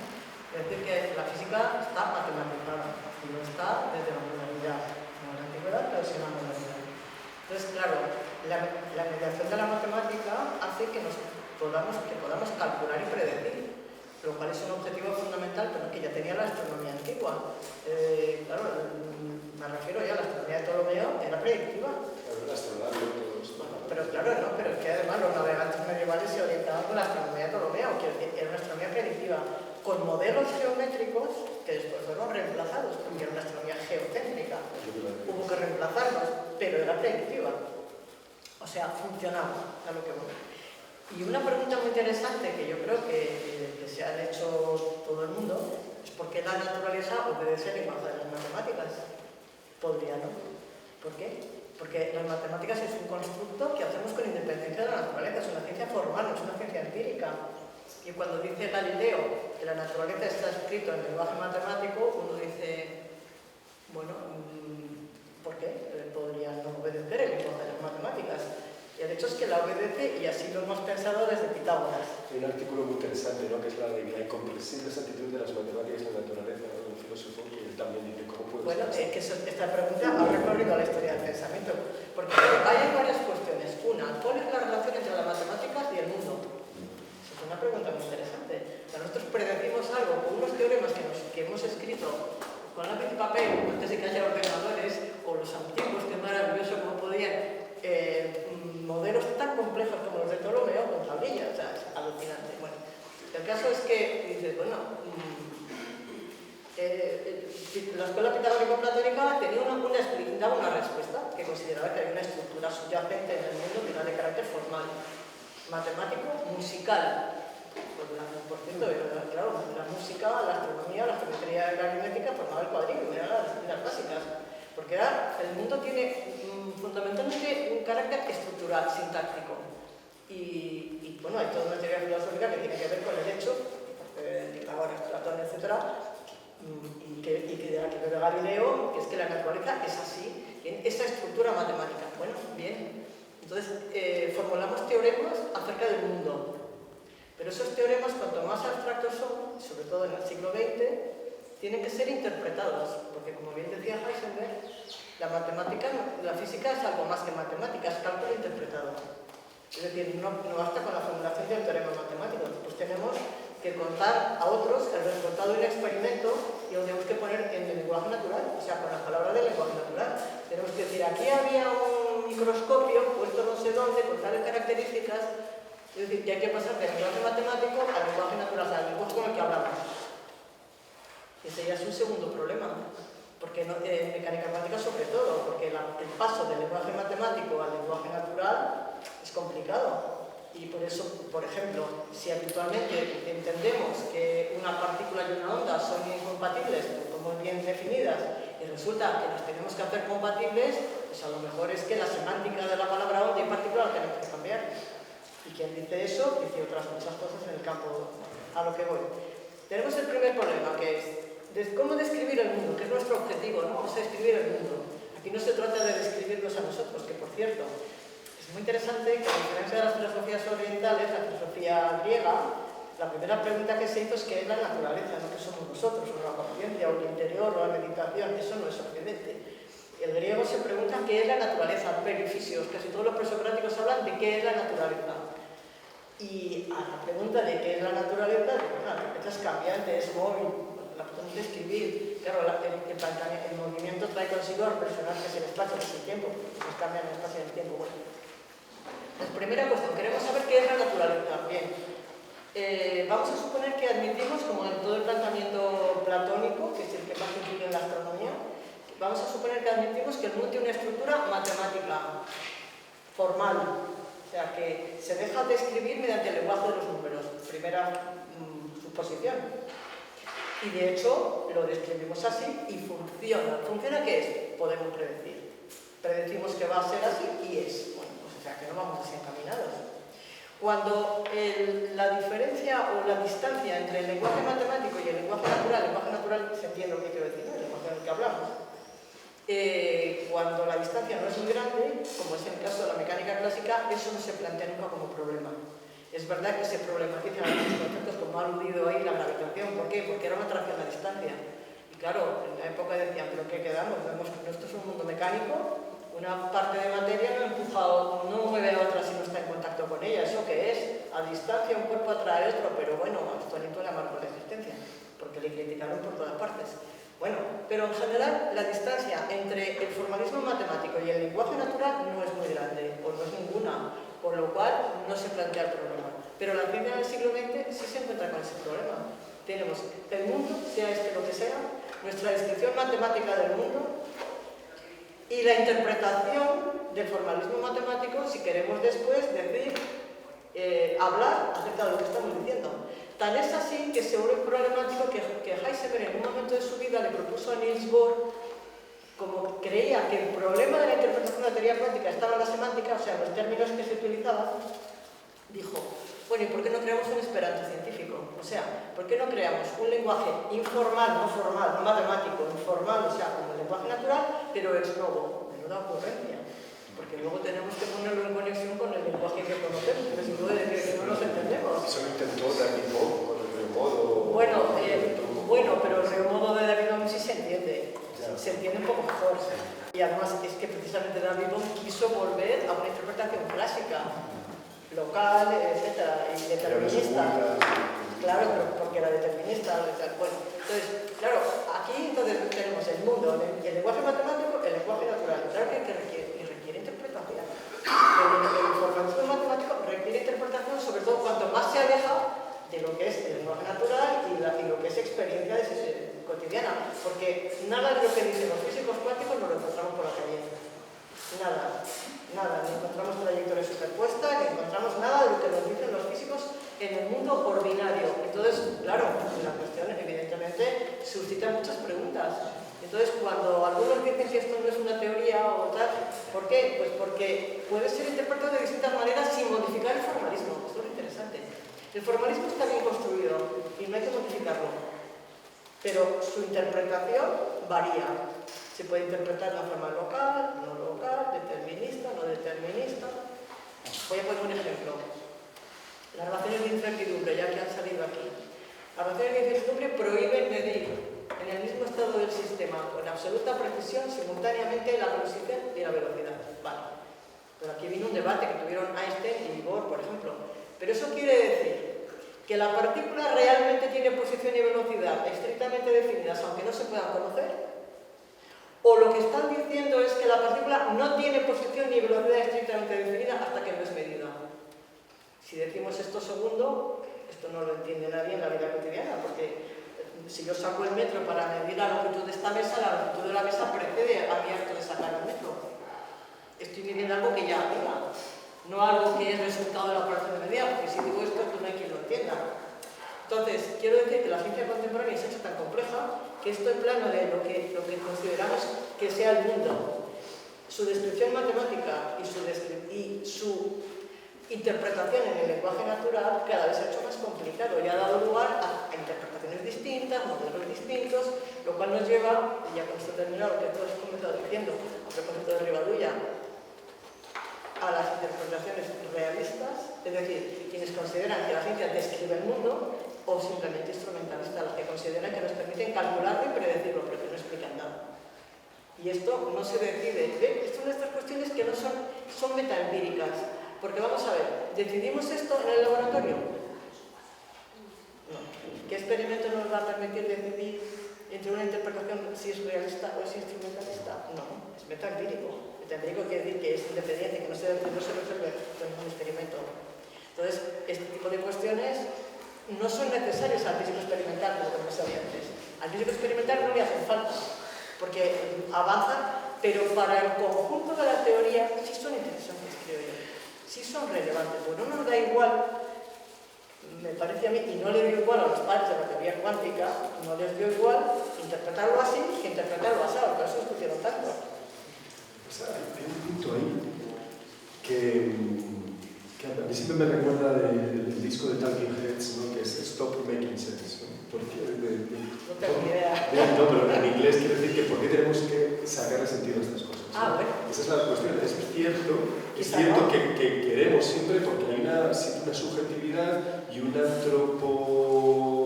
necesidad del yo de intentar entenderlo porque pensamos que somos capaces de entender todo. Y a lo mejor las matemáticas que también hemos construido nosotros nos están proponiendo que quizás no podemos entender todo y llegaremos absurdos con un formalismo que funciona, llegaremos absurdo dentro de nuestros entendimientos. Bueno, es que una de las cosas que planteaban es que ¿por qué vamos a restringir las posibilidades del formalismo a nuestras limitaciones psicológicas. Que no nos podemos, porque vamos a ver, ¿alguien se puede pintar el mundo en 4 dimensiones o en 11? No, estamos en 3. ¿Alguien puede pintarlo en 4, en 5, en 6? No. Pero algunos físicos te dicen, filósofos, bueno, pero eso es una limitación de nuestra forma de representarnos el mundo que no tiene por qué incidir en las leyes físicas. Las leyes físicas, una cosa es pintar el mundo y otra cosa es pensarlo matemáticamente. Y no tiene por qué coincidir, bien, pero entonces, digamos que construimos modelos que nos permiten calcular y predecir, pero entender lo que se dice entendemos poco. A lo mejor no podemos aspirar a ello. Entonces, por eso pues, alguien que entiendo a Heidegger diciendo no, eso es una instrumentalización de la naturaleza, pero que estás olvidando del ser, ¿no? Del dar sentido. Bueno, pues que a lo mejor eso lo estás poniendo tú como humano. Bueno, por eso... Bueno, sí, no me voy a marchar, voy a decir algo a todo esto para provocar un poco. Si me dejáis, lo dejo con la... Provocas y te vas. Provoco y escapo de importante. Es muy interesante, voy a llegar tarde porque es muy interesante, me deis envidia. Porque queréis aquí. Voy a decir un par de cosas. Yo tenía un profesor que a lo mejor ha coincidido con vosotros, Marcial Caine, efectivamente, que decía: si uno va a África y ve un rinoceronte y solo ha conocido gatos y perros, no tiene lenguaje de qué es un rinoceronte, ni qué hace un rinoceronte, lo describe en forma de gatos y perros. Pues tenemos el rinoceronte, se llama mecánica cuántica, y yo creo que una excusa muy buena de la interpretación actual de la mecánica cuántica es ponerse límites semánticos. Y claro, Álvaro del Cúpula, es muy curioso esto, lo podéis hacer. Cogéis a los físicos teóricos y los que acaban en Bohr piensan como Bohr. Los que acaban en Schrödinger son realistas. Los que acaban, qué curioso, esto es sociología de la ciencia que no ha entrado aquí. ¿Por qué? Porque viven en un mundo a gustito, es en el mundo del padre, no salen ahí, oye, ya lo dijo Bohr, pues lo dijo Bohr, pues esto, lo del lenguaje, sí, ¿y por qué lo dijo Bohr y no lo dijo otra persona? Pues porque Bohr comía, cenaba con Hölderlin, que era un filósofo danés impresionante, ¿verdad? Con James, bueno, había sido profesor suyo, con William James, etc., con filósofos. Entonces, tenía una formación kantiana, neokantiana y kantiana muy potente, y entonces hace, digamos, este ejercicio semántico, decir, de lo que no se puede medir, mejor no hablar. Pero hay otros que opinan que no. Y en este sentido, contra mi compañero Rivadoya, hombre, es obvio que funciona, y si no funciona no estaríamos hablando de ello. Yo intento seguir en virtud con el que has empezado de Aristóteles, ¿vale? El ser humano quiere comprender. Entonces, si no, que bueno, cuando hacemos cosas, ¿para qué estamos aquí? La pregunta por el sentido. ¿Tiene sentido esto o no tiene sentido? Esto está conectado con la pregunta del sentido. Y ahí entra Heidegger. Muchísimas gracias, Juan.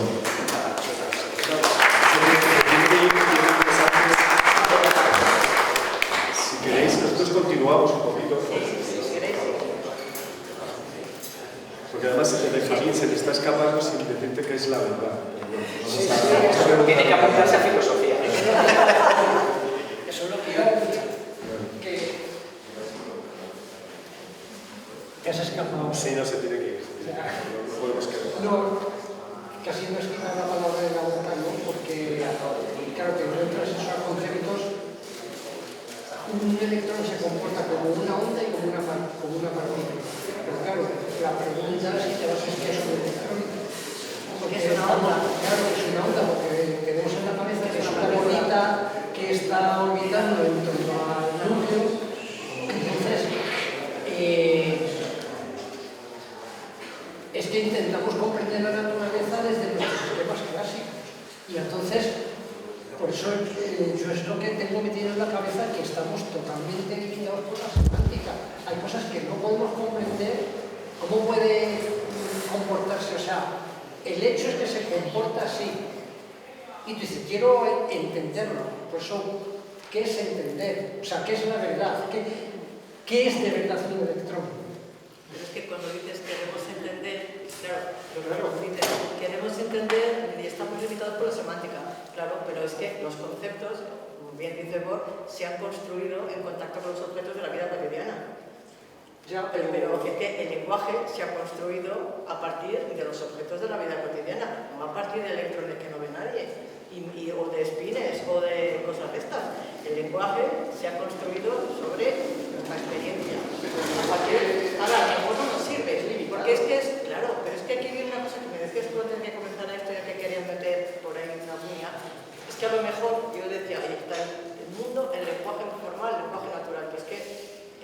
últimamente nos ha traído algo muy perverso.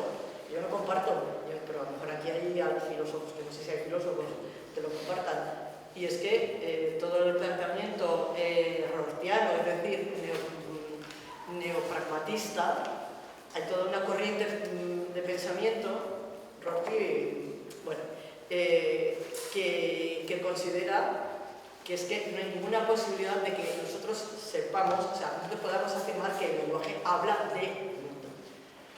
O sea, la idea es que el lenguaje solo puede hablar de objetos lingüísticos, no extralingüísticos, porque nunca conoceremos cuál es la conexión entre si es correcta o no, verdadera o falsa, entre lo que yo digo, que es el mundo, y lo que es el mundo, porque no tengo un ojo de Dios, no puedo estar fuera para cotejar si hay correspondencia o no lo hay.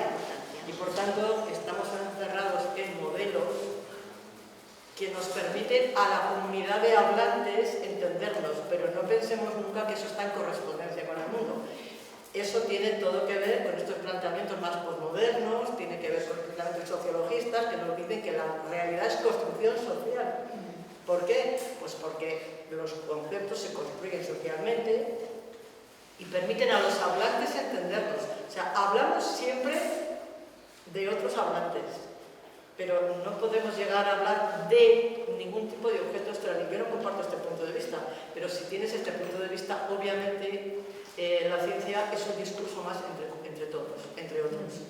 Y por tanto, tienes a un Feyerabend, que por cierto era físico, y que sin embargo te dice que debería de haber facultades junto a las de medicina alternativa o de energías o qué sé yo, porque si hay demanda, pues tiene todo el mundo todo el derecho a formarse también en las energías estas, no sé qué, lo que sea. Claro, eso también del SISEC, ¿no? Tengo por aquí apuntado que tenemos la libertad de subjetivizar la realidad objetiva, porque ahí reside parte de nuestra libertad. Es que bueno, pero más que eso, es que quien piensa que es que no tenemos otra forma más que subjetivizarla, porque no tenemos posibilidad de alcanzar esa objetividad. Entonces, a partir de ahí, pues podemos hacer facultad de astrofísica o de astrología al lado. Yo no comparto nada de ese punto de vista, que conste. Pero el siglo XX está atravesado de este planteamiento. Y de la interpretación de la mecánica cuántica como mágica, como senadora. Bueno, pero es que eso tiene un interés económico. Ya, bueno, también, pero te digo que al final, si partimos de la base de que todo es subjetivizado y que cualquier concepto mental que hagamos tiene su base de realidad, entonces ya cualquier realidad es posible. Eso por una parte, pero también en el caso de la mecánica cuántica es que como entenderla no entiende nadie, pues si tú quieres, yo me acuerdo que vi una vez una película que era sobre esto, que si tú quieres vender, pues no sé, estos planteamientos New Age o qué sé yo, bueno, no quiero ser despectiva porque una vez en clase que fui un poco despectiva, al final de la clase vino una señora, dijo que era medium y que yo no tenía derecho a hablar así de las ciencias ocultas. Y dije, bueno, pues me disculpo, digo, ¿qué quiere que me diga? Bueno, me disculpo. Pero no tienes el derecho, tienes la obligación. Pues eso creo yo. Pero bueno, quiero decirte que claro, si tú consideras que la mecánica cuántica, como no la entiende nadie, a continuación dice lo mismo que el yin y el yang, y el no sé qué, y el no sé cuántos, y la utilizas, pero eso tiene que ver mucho con el marketing, vamos. Es que la mecánica cuántica se presta porque dicen, joder, yo sé que todos estos, bueno, que repito, no quiero molestar a nadie, todas las personas que se mueven en un tipo de planteamiento así muy oriental, les encanta la mecánica cuántica, pero porque les interesa que si dicen una cosa es contraria, que si este tipo de cosas. Y claro, no, eso no es así. Pero bueno, más allá de eso, es verdad que la relación entre el lenguaje y el mundo se ha problematizado mucho en el siglo XX y bueno, ese es un problema mayúsculo. Si abren cualquier página de Rorty, verán que tiene argumentos, bueno, todo lo que se quiera, para decir que no podemos hablar. O sea, el lenguaje solo puede referirse a entidades intralingüísticas y como, en definitiva, hablar de los hablantes. Hablamos de otros hablantes, pero nunca podemos hablar del mundo, porque el mundo está... porque no podemos, lo que digo, no tenemos la perspectiva para juzgar si lo que decimos se corresponde o no con el mundo. Entonces, pero claro... Estamos dentro de ese sistema lógico. Bueno, estamos dentro de un sistema más que lógico, sociológico. Porque entonces por aquí se termina diciendo algo que me parece horroroso y que es lo que nos lleva en política, donde nos ha llevado, es que, pero eso te lo dice la escuela de Bloor y toda esta escuela de sociología fuerte, los planteamientos fuertes en sociología del conocimiento y de la ciencia, dicen, ¿es verdad? ¿Qué es verdad? Pues contestan, es verdad aquello que una comunidad científica cree que es verdadero. En cada... Bueno, pues ¿qué está? Ahí está. La escuela sociologista que tenía mucho peso en el siglo XX. Urri y compañía. Claro, es verdad lo que... Bueno, pues de aquí a la posverdad hay un paso. Es verdad aquello que la comunidad decide que es verdad. Es que es un poco la máquina de la verdad, ¿no? El ministerio de la verdad, ¿no? Bueno, pero claro, están relativizándose la razón de verdad. Es verdad lo que culturalmente se acepta como verdadero. Ya está. Por este camino la ciencia no ocupa ningún papel especial. Nos resuelve problemas de la vida cotidiana. Pues porque mira, podemos ir en coche en medio del burro y cosas así, pero no aporta conocimiento. Claro, si pensamos así, pues entonces... claro. Yo tengo una anécdota bastante... sí, pero a ver, que no la pena. Voy a contar una anécdota bastante terrible, porque hace unos años, bueno, hubo una recepción en la casa del embajador de Suiza en España, porque vino Michel Mayor, que fue el descubridor del primer planeta extrasolar, y bueno, el suizo hicieron una recepción y tal, y bueno, luego allí gente no había pinta, y estaba el agregado cultural de un ministerio. Y me dijo literalmente, esto de que la ciencia es cultura, me lo vas a explicar. Y digo, ¿cómo? O sea, yo unos ojos como platos y dice, no, porque la ciencia, o sea, la cultura es lo que deja pozo. O sea, si esas son las ideas que están permeando la sociedad, bueno, sí, que las pues vámonos. Bueno, pero a ver lo que... Y, bueno, sí, no, iba a comentar también con respecto al lenguaje, ¿no? O sea, incluso fuera de la ciencia, ¿podemos entender las emociones? ¿Se puede explicar por qué a mí me ponen los pelos de punta la música de Bach? Pues estamos limitados también, nosotros estamos muy limitados por el lenguaje. Lo que está claro es que la física ahí sí que no se puede meter. Es decir, en las emociones, por eso al final la física que estamos aquí defendiendo, y es cierto que tiene muchas limitaciones. No hemos hablado de las limitaciones de las matemáticas, de la física. Al menos yo veo bueno de la física que al menos sabe de sus limitaciones, ¿no? A lo mejor otras disciplinas no conocen esas limitaciones como puede ser el lenguaje. Entonces, no sé si alguien quiere comentar, Zacarías. Es casi un poco para abrir, para meter un electrón en juego y que vaya rebotando por ahí. Bueno, primero, pues agradeceros, una pena que compañeros hayan salido ya, lo que es la transmisión cuando se hace desde el entusiasmo. Voy a meter algo no cuantificable en juego, ¿no? Pero que me parece que es fundamental. Que para los que somos profanos totalmente, yo particularmente, a estas cuestiones que incluso oyéndolas en conferencias y tal, varias veces casi sigo, no me deja poso, o sea, me voy y sigo sin saber, pero me parece muy interesante, entonces me abro un poco ahí. El compañero vuestro, por ejemplo, casi a modo de chiste, ¿no? Hablaba de la tortilla de patata para explicar la teoría cuántica, a mí me ha dado a pensar, casi habla de mí, por llevar un poco la contraria, que sería entonces lo que hizo el cocinero Ferran Adrià con la tortilla de patata. Si lo que hizo construyendo la tortilla de patata, si lo hizo, si eso explica la teoría cuántica, al contrario de lo que decía el compañero, o si todo lo contrario, a lo mejor sí lo explica precisamente, ¿no? O sea que es, en fin, un poco a modo de chiste, ¿no? Pero quería sí decir algo, igual que lo del entusiasmo, de las cosas que habéis dicho, no por entrar en detalle de nada, porque no hay tiempo pero sí, de líneas generales, hay determinadas exposiciones de teoría, tú has partido de eso, esta división que has hecho entre lo relativo y lo absoluto, ¿no? Entonces, bueno, que es de Newton, no es mía. No, pero bueno, eso sí. ¿No? Entonces, estas concepciones que se presentan como antagónicas, como decimos, pensado desde un sistema que lo otro no es concebible, y sin embargo, cuando vamos exponiendo, podemos, digamos, con la distancia, si no somos fervientes de ninguna de las dos,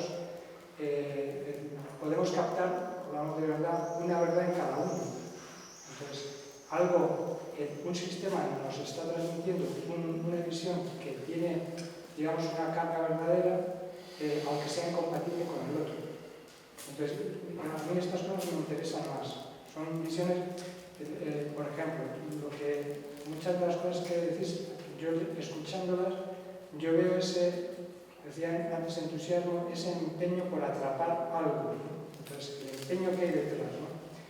Se nota en la transmisión, luego se habla de lo humano, el conocimiento, ¿no? Que nos empuja. Entonces, esto parece que es una lucha por atrapar lo inatrapable y luego en ese intento ir descubriendo qué es lo que hacemos con lo que no podemos atrapar. Entonces, ¿cómo formulamos lo inatrapable? Dentro de... ¿Y cómo intentamos hacer una formulación de cómo no podemos acceder a lo inatrapable que atrape, digamos, en la formulación, o sea, que entre, o sea, que en la formulación entre eso que se nos escapa, ¿no? Este tipo de... A mí eso me interesa como... un poco, como poner un poco de distancia también con respecto a lo que hacemos. O sea, yo, me interesa más que poner Wittgenstein el segundo Wittgenstein. ¿Cuál interesa más, el primero o el segundo? No, me interesa más el segundo que el primero. Ah, el segundo. Claro, entonces me interesa más preguntarnos por qué hacemos lo que hacemos. Pues los segundos son los juegos del lenguaje, o sea, ahí por supuesto. se acabó el tal conocimiento.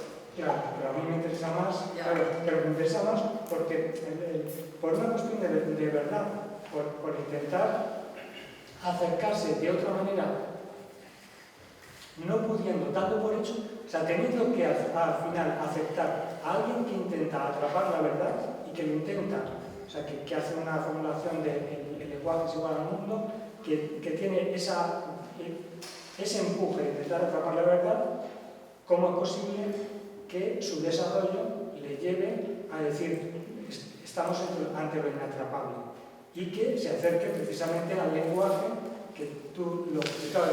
Es que ahí ya entramos en un territorio donde no podemos, precisamente, claro, es un territorio donde no podemos atrapar, pero será verdad. No podemos atrapar nada. No, es muy interesante, no deja de ser sumamente interesante todo lo que decimos, aunque no podamos darle una definición exacta, pero transmite emociones, transmite muchísimas cosas que, recordando a Wittgenstein, de eso nos callamos, pero sigue siendo lo más interesante.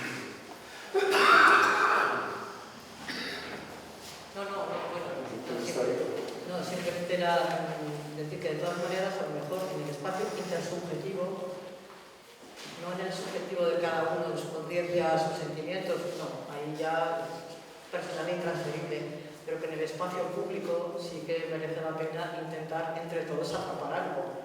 Es decir, porque claro, quiero decir, y quizá yo creo que este es uno de los planteamientos que bueno, yo por lo menos defiendo y que creo que nos trajo la ilustración, etcétera, es que la racionalidad nos debe de permitir argumentar intersubjetivamente, o sea, en el espacio público, de tal manera que lleguemos a, no me gusta la palabra acuerdos, pero en fin, que lleguemos a afirmaciones que no sean la pura expresión del gusto o del deseo o de la subjetividad de cada cual, ¿no? Entonces yo creo que eso vale en la ciencia y debería de valer en la política. Y debería de valer en la ética y en todos los órdenes. Alguien hizo una definición de arte que a lo mejor esté bien de acuerdo desde el punto de vista de la ciencia. Dijo, en el arte se trata de tomar decisiones, o sea, hay que elegir la opción menos desfavorable. Pues que así hizo una definición científica. Con los modelos, o sea, la que menos, o sea, la menos inapropiada, digamos, desfavorable en ese sentido, la menos inapropiada. No sé si habrá ¿Quieres comentar tú algo? ¿Alguna otra intervención ahí? Yo creo que muy breve. Yo, más allá del nivel ontológico y el criterio de verdad,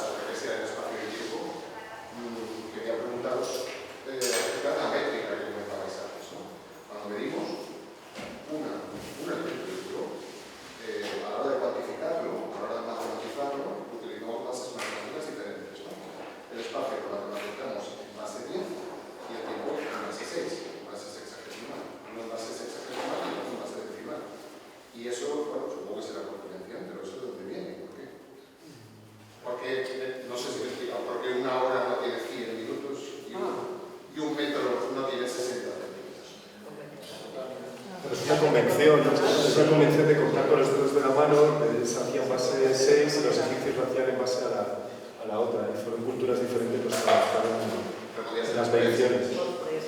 Podría ser en base 5.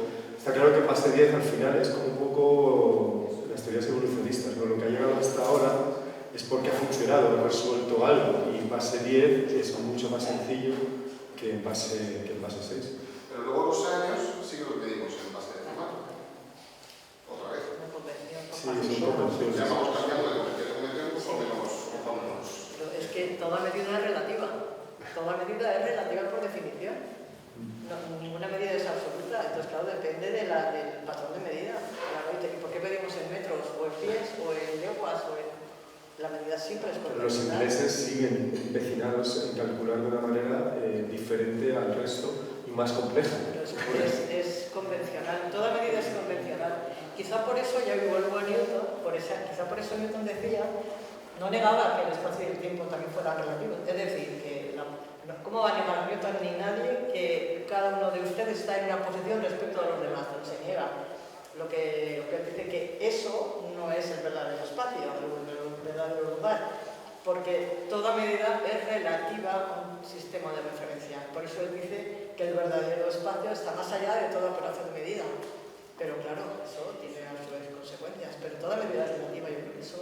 Por eso él dice, el espacio es relativo y el tiempo es relativo, la medida sensible de los absolutos. Pero toda medida es relativa, sin la menor duda. Lo que pasa es que esa relatividad se puede llevar al extremo, como hizo Einstein.